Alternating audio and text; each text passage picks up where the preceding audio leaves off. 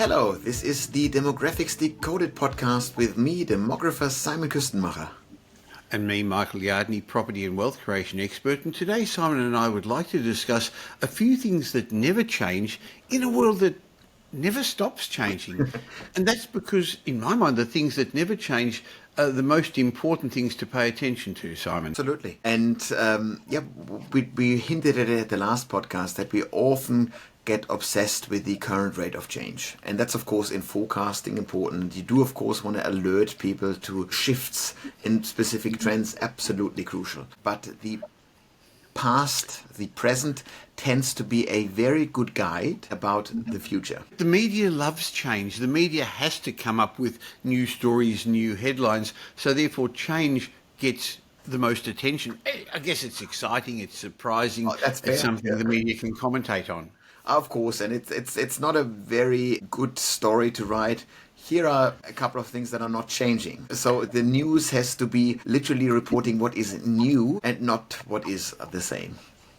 Well, a lot of the listeners and viewers to this podcast are business people, others are investors. So I think for them to become successful, they've got to be prepared for change because, as we discussed in our last show, there's always X factors coming out of the blue for change. But you also need to understand the things that stay the same. Now, if you're new to this podcast and you didn't listen to last week's episode where Simon and I looked at the black swan events, the X factors that affect us, that came out of the blue to surprise us, after you've listened to today's show, well, first of all, subscribe to the show so that you get regular weekly sessions with Simon and me, but go back to listen to last week's podcast where we talked about some of the surprises. But it's really not a play on words. I think it's important to expect some things to change, but others to remain the same, because predicting the future is hard. We've already said very few can do it. On the other hand, remembering what isn't going to change is very useful. Of course, I've got no idea what's going to happen in the future, but by knowing that there are going to be changes, I guess it surprises me a little bit less. That's it, yes. So don't be too surprised. That's, I think, a good mantra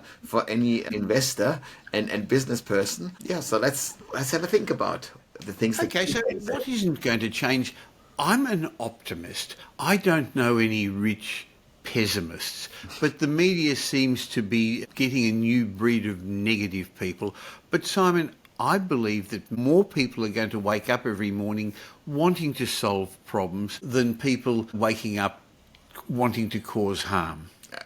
I believe the very same thing. It's the idea that ultimately humans are good. Humans want to improve their lot. Human wants to improve the lot of their families, of their nations, of their economies, of their businesses. So more than anything, people want to do good stuff.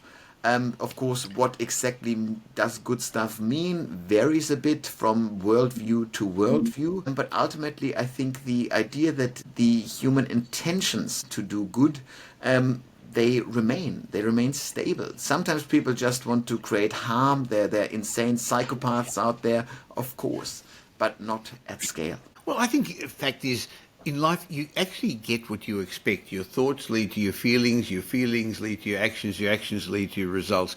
And if you're optimistic and you think positively, the world is going to give you good results. And if you think pessimistically, Simon, you're going to find that, aren't you?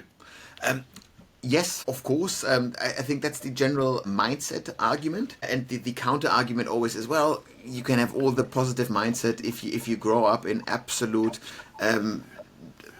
devastation of war zones and whatever. That only gets you so far, and that's correct, of course. But if we zoom out here and we look at this at 8 billion people want to do good wherever they are, and ultimately the world has gotten better by this driving force, by people striving for more freedoms, people striving for more wealth. More than bad things, good things emerged out of this. Well, just on what you were saying, yes, there are bad things, and so therefore I guess we're very lucky. The majority of people watching this, listening to this, are living in the best country in the world in the best time of history.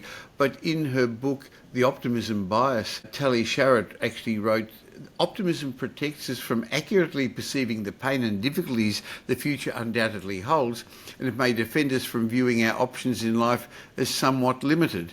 In other words, if you believe that it's out of control, I guess psychologists have taught us the more we feel that we're in control of aspects of our life, the happier we'll be. If you think it's all going to be up to the government, your boss, your employer, the education system, it's not a very fun way to live. Now, do you want to be in control of your own life? So a thing that I've done, so many, many moons ago, I did at the Camino de Santiago when I walked from Munich to Santiago in Spain. Very typical pilgrimage in the Middle Ages or since the Middle Ages. And when you read old reports of these pilgrimages that were done, we're talking about hundreds and hundreds of years ago. People walked through Europe. They weren't rich, so getting food was difficult. Getting shelter was difficult. This is just walking so long that you do have pain. They must have had pain left, right, and center. But none of these written reports talk about the physical stresses of this walk. They only ever talk about the joy of the journey and so forth, because they were in control. And they, of course, did something for a perceived greater good, be this salvation, be this the forgiveness of sins, whatever the idea behind the individual journey might have been. There was a positive thing that gave you in control. And I thought that was absolutely fascinating.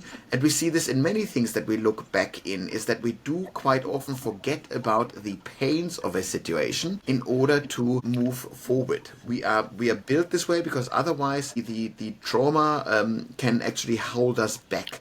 So it's if you talk to women in childbirth, very painful experiences, but ultimately the memory of this pain subsides, and then you have kid number 2, kid number 3.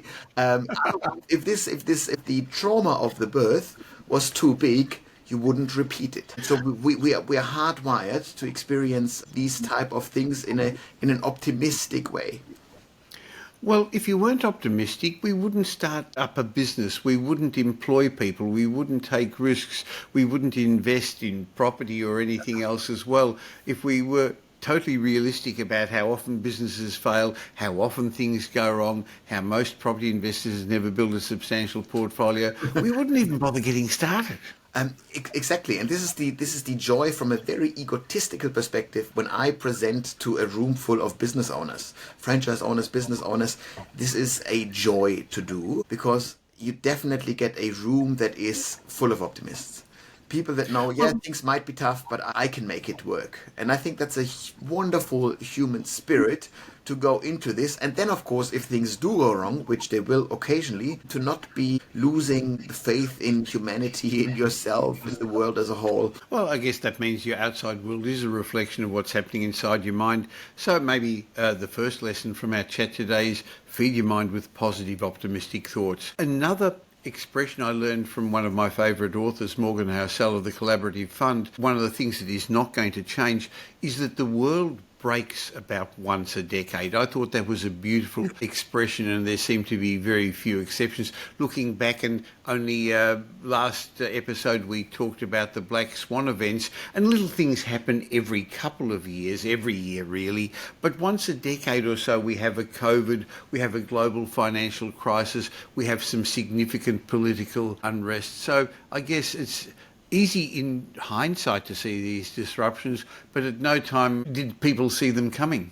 No, and I would argue that we live in a country, in Australia, that is very used to those kind of events. And of course, since European settlement, Australia was at the very end of the world, so to speak. And when you think about 200 years ago, when you were in Australia, you were in Australia. You couldn't just easily take a flight home, a boat home. You were here. And so what then happened is your town got flooded. It got burned out. Some horrible things happened, and Australians just moved on.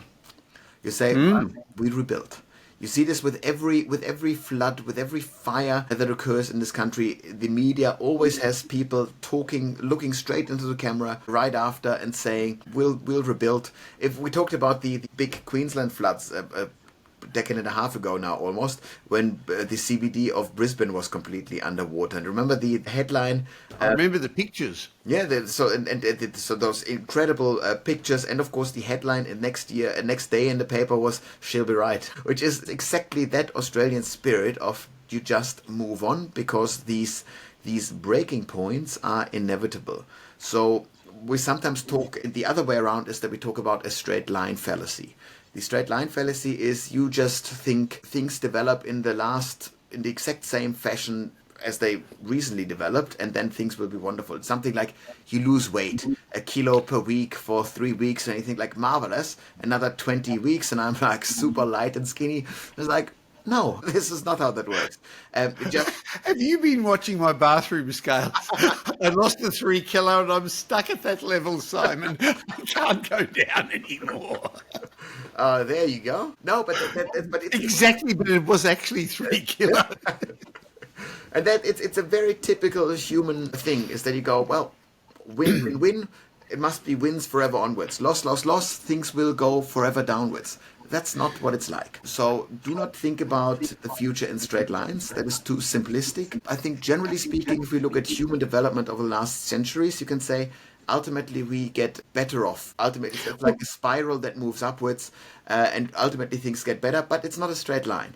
So like the stock market, if you look at a 100-year long stock market trend, it moves upwards, but it doesn't look like a straight line. It's ziggity-zaggities upwards, and expect those breaking points, and then also trust the human ingenuity that we fix the broken systems to ensure that we can continue move forward. I like the analogy you used a second ago about a spiral, because often we think we're going around in circles and not getting anywhere, but when you look back at how far you've come, you actually see it is a slow spiral heading upwards. Now, we're going through a list of things that will not change at a time when everything's changing around us, and I think one of the things, the theme that you've already mentioned it to a degree, Simon, is that the bad news is never as bad as it sounds. How many times have we heard this is the end of the world as we know it, when in fact it's never the end of the world as we know it?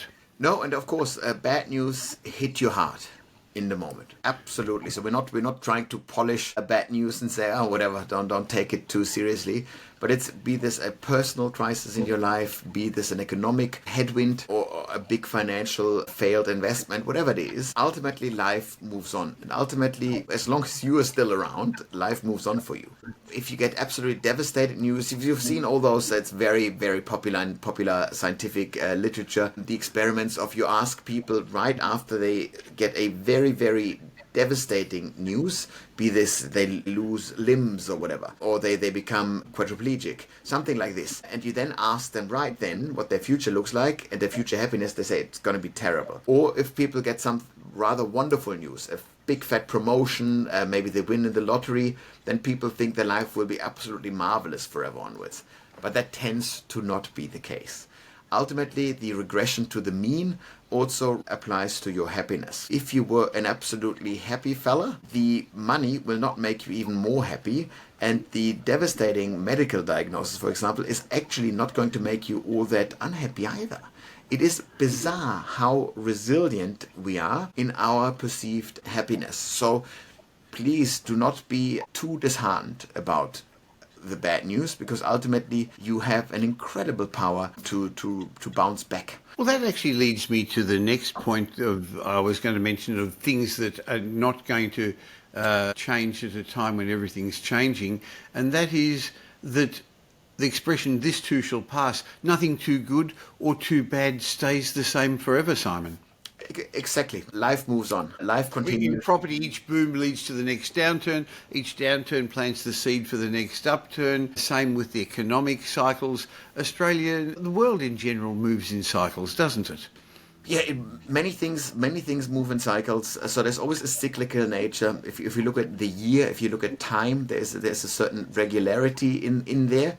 So there's the circularity to it, but there's also the straight path forward. So your life is not circular. Your life ends. Your life is linear to a degree, but certain kind of rhythms within life are very, very circular. So you have both realities at the same time. But yeah, this too shall pass is important to know, is that the particular cycle will pass. And this is again true for the good and the bad things, is to never fully rely on this trend to continue forever onwards. Well, we've all heard the expression history repeats itself, but maybe something that doesn't change is the fact that history doesn't really repeat itself. History is mostly the study of unprecedented events, which ironically we then use to map out what could happen in the future. And again, that's something we discussed only last week as we discussed all the unprecedented X factors.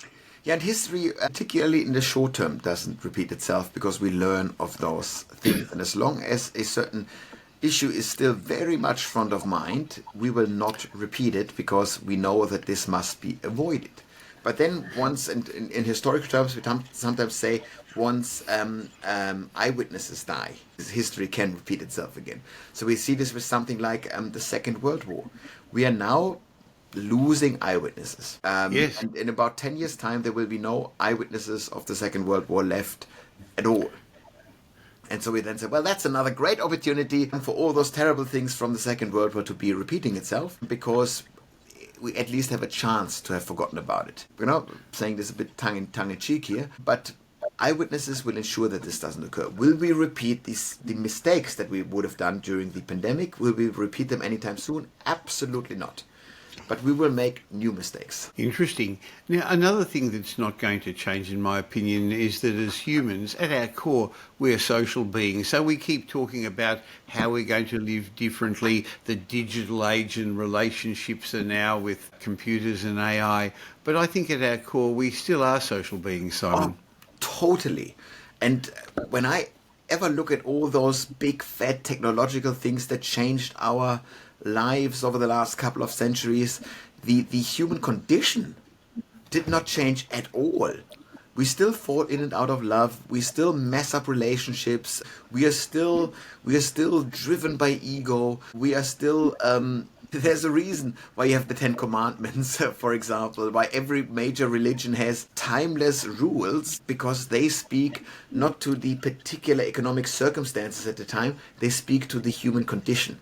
And the human condition very much stays the same. Will you have more AI in your world of work? Yes. Will you have more wearable technology? Yes. Whatever. But the human condition will not change. Interestingly, another thing about humans is that I think we're going to always continue to seek to improve ourselves, improve our circumstances. That's for Australians, but that's also for all those new Australians coming here. All the migrants are coming here because they're looking for a better life. Yeah, it's the evolutionary drive that we have. You know, we sometimes talk about kids. We look at a kid and we clearly see that they get bigger and stronger and smarter and more capable week after week, essentially, when they're young. And that doesn't stop.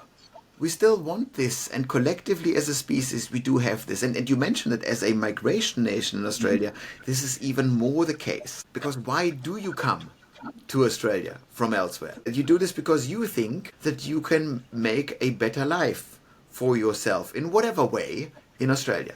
This could be a relationship, this could be the economy, this could be a lack of prosecution for whatever you might face elsewhere. So ultimately, you have a country where people want to improve in some way or form. This, of course, needs to be guided through societal constructs and contracts, so to speak. But ultimately, this is a good environment to grow something. Now, I want to just take a moment out from my session with Simon today to remind you that Simon Kuestenmacher is going to be the keynote speaker at Wealth Retreat on the Gold Coast on the 3rd to the 7th of May. Now, once a year we get together with a small group of already successful business people, entrepreneurs and investors.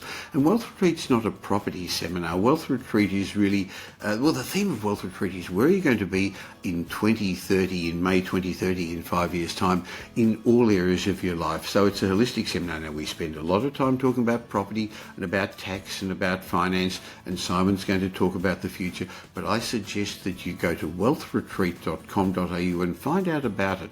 But please don't count yourself out.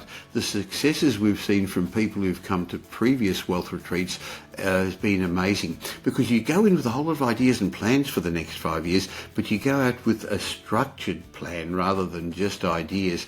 And then I always have a one-on-one implementation session with people afterwards to make sure that they implement that plan. But we've got an amazing faculty of property, tax, business, finance, development and demographic faculty, the best faculty I could put together, and it's an intensive 5 days, but everything's included, including a lot of one-on-one time with the experts. But more than that, building a community. A lot of people that are listening to this, watching this, feel that they're a bit isolated. So the aim of Wealth Retreat is to build a community which we help keep together so that you can talk to others about your successes and failures in business, in property, in money, in entrepreneurship. wealthretreat.com.au. I invite you to join us on the Gold Coast in the beginning of May.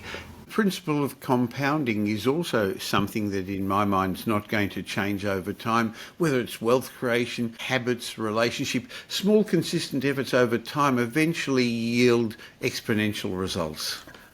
Exactly. So the mathematical argument against this does not exist. Compounding, Albert Einstein said, is the most powerful force in the universe. This is very much, of course, a tongue-in-cheek type of comment, but it's true, and that's what the whole Warren Buffett wealth philosophy is behind. It's essentially, do the same successful stuff over and over again. Don't interrupt compounding and live forever. That's the best way of creating wealth. And don't get divorced. That's it. That's absolutely true. Now, I'd also like to discuss some different demographic trends that are going to stay constant. Obviously, the theme of this podcast is demographics and how they're going to shape our future. By the way, if you're enjoying my chat with Simon and you don't currently subscribe to this show, just stop for a sec on whichever podcast app you're listening to this or watching this and subscribe. So once a week, every week, we bring you this type of information. And also, you do us a real favour if you told others about it. Simon, the growth of our podcast has been tremendous. We're amongst the top business podcasts in Australia. So obviously people are enjoying listening to this sort of information. Okay, and that's we had no idea how this was going to go when we started. And here we are I think we're up to about 30 episodes so far. So with specific demographics, they do shift over time. You talk about that, but there are certain patterns that remain the same. And one of them clearly is going to be our ageing population. Exactly. We had this in there at the forecast for 2025 a couple of episodes ago. And that's almost cheating. These stable demographic trends, calling them a forecast is almost cheating. But Australia is aging. That is very true. Even if we were to take in heaps of young migrants, the aging of society still continues. This is basic maths built into the demographic profile of us having a gigantic baby boomer generation that just keeps living longer and longer. And so yes, please.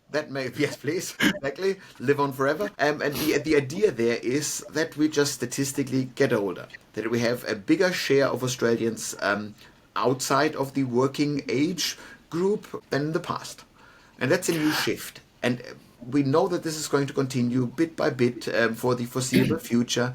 And with this taken as a given, we know that we need to increasingly rethink a couple of things. We've already done one big shift in Australia, that was to introduce superannuation to make sure that we all pay for our own retirement, because we realized in the 80s that the aging of the boomers is going to actually occur. And we then realized that the pension system wasn't going to continue like it did in the 80s. So that was smart. So occasionally we make those smart decisions.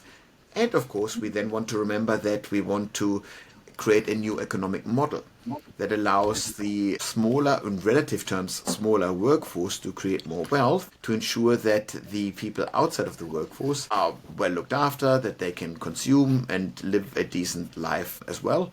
The aging of Australia, an easy demographic forecast that says this trend will continue. Well, another trend that's going to continue is our population growth. So despite the political rhetoric about lowering our population, we've discussed this, our immigration, I should say, we've discussed this frequently, that immigration is going to continue to fuel Australia's population growth. Exactly. So 2/3 of our population growth comes from migration. Only 1/3 is homegrown, natural increase, more babies than deaths. That trend will continue most likely. Theoretically, a government could decide that we don't want this. They could close the tap. A zero migration Australia is thinkable, intellectually speaking, but I think it is outrageously unlikely because we run a country where the vast majority, so it's I think 54%, is it, of our tax that we take in as a country is income tax. That means we just need workers to get tax. If we don't have this, then we don't have money as a country. So no treasurer at the moment would allow their prime minister to cut the migration intake. So I would say in the short term, let's call it the next 10, 20 years, as you forecast anything about the demographics of Australia, if you are saying that migration is going to slow down, you are taking a very big gamble. Another demographic trend related to property, I guess, in some ways, is the urbanisation. Urban centres are going to remain vital hubs. Sure, some people are moving to regional locations. They did that particularly during COVID. Some will move to the outer fringes of our cities. But I think more and more Australians are going to trade backyards for balconies and courtyards and live in apartments and townhouses closer to the centre of town if they can afford it. Yeah, so forecasting the urbanization in Australia is also a very easy thing, simply because why do you move outside of an urban centre? This is to live a agricultural or mining lifestyle. So you move into what we would call, a purpose-built city, the functional city that serves a particular focus, usually to serve either a mining site or an agricultural region. We need fewer workers in our mines. We need fewer workers in our fields due to the introduction of more technology. So then we need fewer people in those cities, in those towns, and populations instead move to where they find other jobs, and this is the cities. So Australia has one of the highest urbanization rates in the world, and this rate will not fall. As we discuss some things that are not going to change, a trend that has been going on and will continue is Asia's middle class is going to keep growing. And that's very good for Australia because that's going to drive the requirement for education, for migrants here, for tourism. We depend upon Asia also for our exports of mining and also agriculture. Absolutely. And quite often you could be fooled at the moment when you talk about, or when you read anything about the Chinese economic forecast. They say, the big growth rates of yesteryear in China are gone. The Chinese property market got a big fat kick in the guts and will take forever to recover. So surely the Asian middle class is shriveling away. It's like, no, the opposite is the case. So we still see Asia getting richer on average massively year after year. The Indian economy is only at the early stages of their economic rise, and we slowly tighten our economic relationships with India as well. Indians are now, well, not now already, but soon to be the biggest migrant cohort in Australia. They're, in about 5 years' time, they will be overtaking the British-born migrants in Australia because they die. It's an aging cohort. So the middle class, of course, that we are talking about in China, that is or in Asia as a whole, that is relevant to Australia, is not the local middle class. So we talk about the global middle class. So a global middle class is rich enough to consume on a global level. And that cohort who will then buy our services, who will come to Australia as tourists, who will buy education for their kids in Australia, that is going to continue to grow. Any industry in Australia that benefits from the global Asian middle class can continue to plan with an increasing market in Asia to tap into. Now, before we go through the last couple of demographic trends, it's interesting that you talked about certain industries taking advantage of trends. That's what you educate institutions, industries, government bodies as well. So what do you do with the demographics group and how can people get you to help them? Yeah, well, the demographics group does nothing but look at demographic data and then figure out what it means for each of our clients or audiences at presentations, at conferences, boardrooms and so forth. And we just put ourselves into the shoes of our clients and say, what does the world look like through your lens and what do the demographic shifts hold for you? What do they mean for you? And quite often in Australia, we can tell a very positive story because ultimately, even if you get obsessed with negative news, we help you to look at the positive opportunities to make a better business out of yourself. I'll leave a link in the show notes so people can get in contact with your team to see if you'd be able to provide the sort of information they need to take their businesses, their organisations to the next level. 2 more demographic trends which we've discussed before in the show, but things that are not going to change at a time when everything's changing is that the baby boomers are starting to and continuing to pass on their wealth long before they die. So there's going to be a significant generational wealth transfer. Exactly. So there is no slowdown from baby boomers handing over money to the next generation. When exactly this will occur is, of course, a matter of how much money you have and are you willing to give money to your kids while everyone is still alive, bank of mom and dad, paying for kids' or grandkids' childcare, for example. That trend is going to continue because families very much, if they act as a unit, they are well served to or well advised to hand money to the young members of a family so that they can minimize their mortgage payments. Because roughly speaking, if your mortgage over 30 years sits at 3.5, 3.7%, which is much lower than it is at the moment, then you pay twice as much money to the bank than your mortgage is worth. So $1 million mortgage, you would pay $2 million to the bank. That, of course, means that a wealth transfer cuts this in half. So $100,000 wealth transfer from mom and dad to the son or daughter in question actually gives the family 200,000 bonus. So it's financially speaking, that's the smart shift within the family unit. So that'll continue because the numbers aren't making this a dumb decision. And of course, the ultimate wealth transfer is also going to continue because very, very predictably, baby boomers will eventually die, and then this wealth is going to be handed over anyways. Ensuring or forecasting that all of the baby boomer wealth gets pushed to the younger generations in the next 2 decades, 2.5 decades, is an absolute certainty. Okay, one last demographic certainty that's going to continue on, despite the fact that there are more multi-generational households, is that we're going to see more 1 and 2 people households, which is going to change the sort of accommodation that we're going to require over the next decade or two. Exactly. We add more 1 and 2 people households at both ends of the spectrum. So more people partner up later in life, meaning they are single households until much later, mid-30s probably, quite often. And so this is about a decade plus more than it would have been 20, 30 years ago. And of course, people live longer at the other end. So you are either a couple with empty nester couple for much longer, and then eventually this couple will turn into a single person household as one partner, usually the dad, remains and the other partner died. The dad dies because mom is younger, has longer life expectancy. Yes. But so what we do have is we create more single person households until mid to late now quite often. They occupy homes. They're not willing to downsize. They occupy quite often their family-sized homes. Guaranteed to happen, this trend. And there might be a slowdown of this in about 25 years when baby boomers have all left this world behind, but not before that. So this is very, very much one of the most predictable household forecasts. Well, Simon, I've enjoyed our chat because while the world around us is changing at an unprecedented pace, certain constants anchor us. And I think it's good to be anchored by that, understanding these enduring truths, these demographic trends. That should help us navigate with more clarity, with more confidence. For property investors, it means don't just chase the latest fad, just align yourself to some fundamentals that never change: human connection, improvement, stability.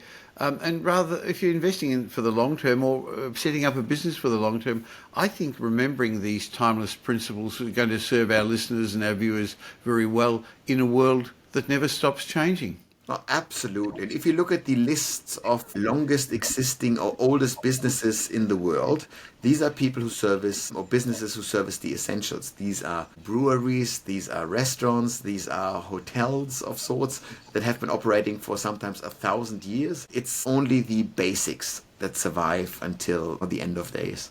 Well, I look forward to catching up with you again next week, Simon, where we're going to actually have a bit of a property flavour. I want to follow up a couple of articles you've written in The Australian about NIMBYs, and also why the suburbs that we live in will look very, very different in 20 years' time. So look forward to catching up next week, Simon. Fantastic. I'll see you next week.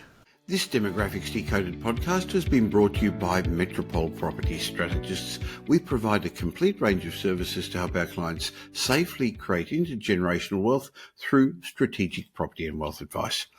If you're looking to buy an investment property or your next home, why not have a discovery chat with one of our wealth strategists? Just go to metropole.com.au and explore your options. You'll find we're much more than just another buyer's agent. We provide a complete range of services, including property advisory, wealth advisory, home buying, buyer's agency, property management, renovations, and development management services. The team at Metropole will help you with frameworks that I've fine-tuned over 5 decades and we've been helping clients with for well over 25 years. We're big enough to tip the scales in your favour, but still small enough to care. In between these Demographics Decoded shows, you can follow me on social media, and I suggest you also follow Simon Kuestenmacher. You'll find him regularly posting on all social media platforms. And thanks for spending the last little while with Simon and me. I hope you got some benefit from the show, and if you did, and you know somebody who may also benefit, please tell them about Demographics Decoded. There's a share button on every podcast app. I hope you're going to be doing them a favour, and you're definitely going to be doing us a favour, helping us in our quest to make as many people as possible aware of the demographic changes that are going to be shaping their future. And of course, if you don't currently subscribe, we'd love you to.